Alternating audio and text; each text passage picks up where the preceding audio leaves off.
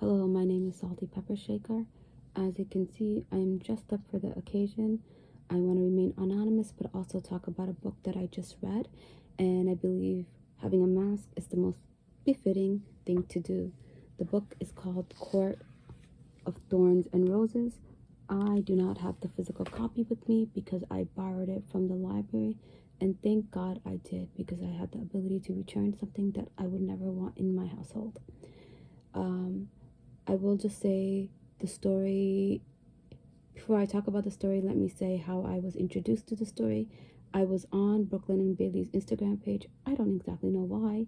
They had recommended this book. They said they were huge book readers, and this was their favorite book of all time.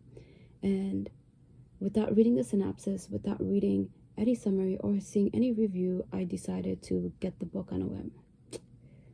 And it's interesting how excited I was when trying to read the book and how I feel afterwards, because all I did was hear positive remarks, and I took that into consideration as reading. Like, I did not have any negative feeling towards it, and yet I was still disappointed. For those who are planning to read, if there is some warning that I could bring forth, especially if you're iffy about certain topics, I'll let you know now. It does have some sexual content. It also has some swear words. It has violence. There is a lot of scenes where there's a lot of action scenes, quote unquote action scenes. And there's also, I believe, death, right? They kill animals in the first few pages, and there's a lot of sexual thoughts and whatnot. Okay, for those who are iffy about that, I just wanted to let you know to begin with. I truly did not know what the story was about. I read it on a whim, as I said, and maybe I probably would have not read it because there's no actual substance in the book in the long run. This is a series, so there's more books that comes afterward. I read summaries of those just because I didn't want this to be a waste of time once I finished it. So originally when I started, I already noticed that the plot was similar to Beauty and the Beast, and when I read reviews about it, and this said the same thing because it is like influenced by that and other folk tales that happened. The main character, I don't know, she wasn't the worst main character. She's actually a decent one because she has like a backstory. She's the one that her family depends on. Although she's the youngest one, she takes care of everyone, right? The main male character's name is Tam. We all know him, right? Throughout the very beginning of the story, there's nothing that's happening, right? They're just building up the story. And I don't know how I felt. It just went on and it was boring. And how one thing that really stood out to me was the fact that, whoops, look at this terrible mess, similar to the terrible writing. One thing that I noticed about the book at the beginning was the fact that there was so much like subtle but obvious attention on the fact that the males, the fairies and the other side of the world are considered attractive. Like the whole premise, like the fact that Tam and the other guy, Lucian, compared themselves to human and said they were better looking than them. I just felt like this was more of a fan service in a sense. I don't know how I felt about that. I'm like, oh God, what am I getting myself into this book? Because I can already tell what's happening in the beginning when they're like talking about how attractive they are compared to others and how sad they were that Farah didn't feel the same way, or supposedly. And then I don't know.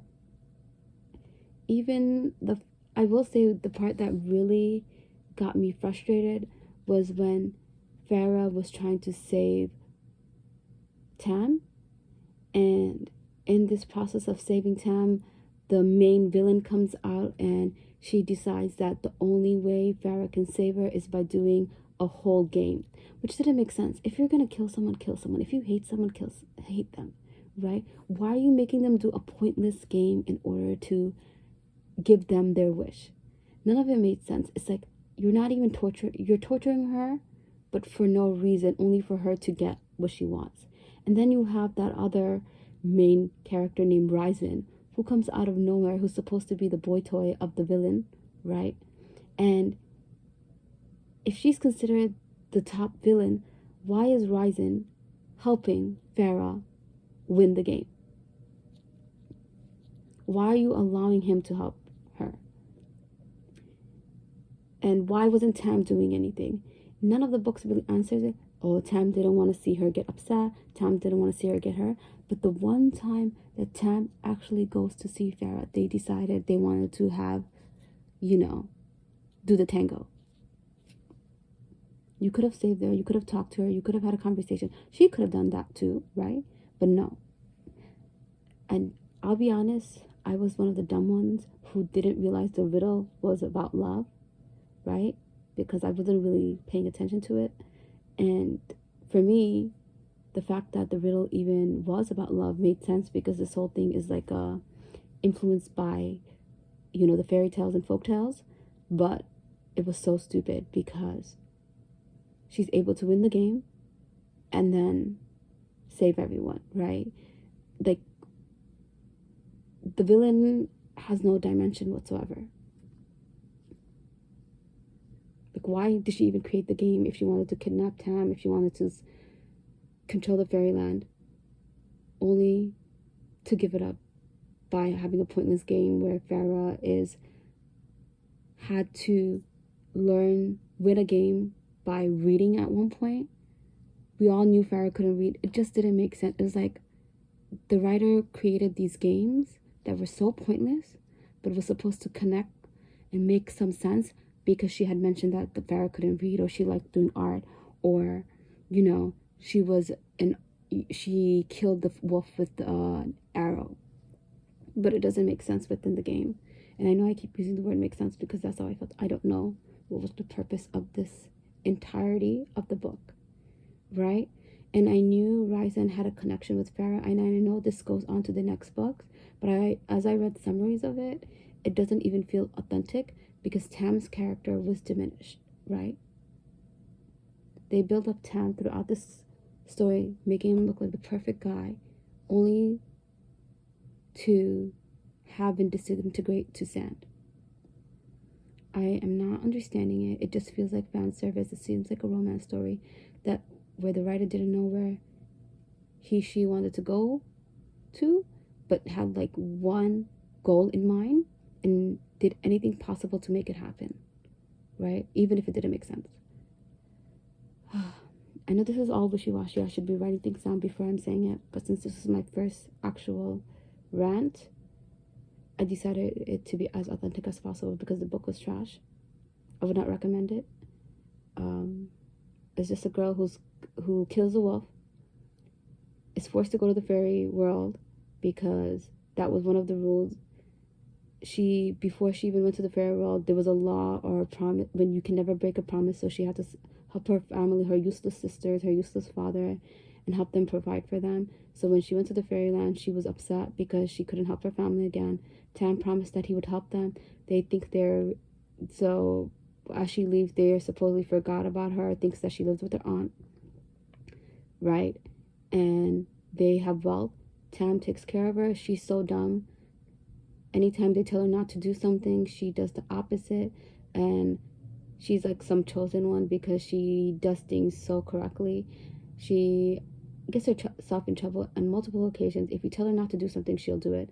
And obviously they use that as a Tam and Lucien uses that as a way to actually make her fall in love. It's like the plot, it's where everything they did was on purpose, and you could tell where it was happening.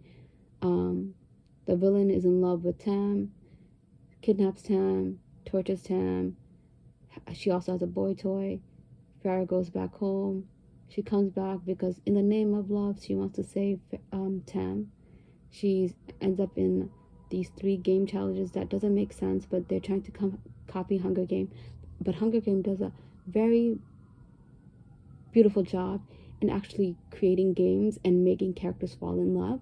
And the whole lesson of Hunger Game has more substance than these 500 pages altogether, right? Because this is a love story, whereas the other one has a love story. Hunger Game has a love story, but at the same time, it's telling us how the audience are so obsessed with love that they they're willing to see people die just to see the whole romance, right? Whereas this is bullshit, right? The worm game was bullshit. The reading game was bullshit. The riddle was bullshit. There's no substance. I would not recommend this. 5 out of 10 or less. I'm sorry.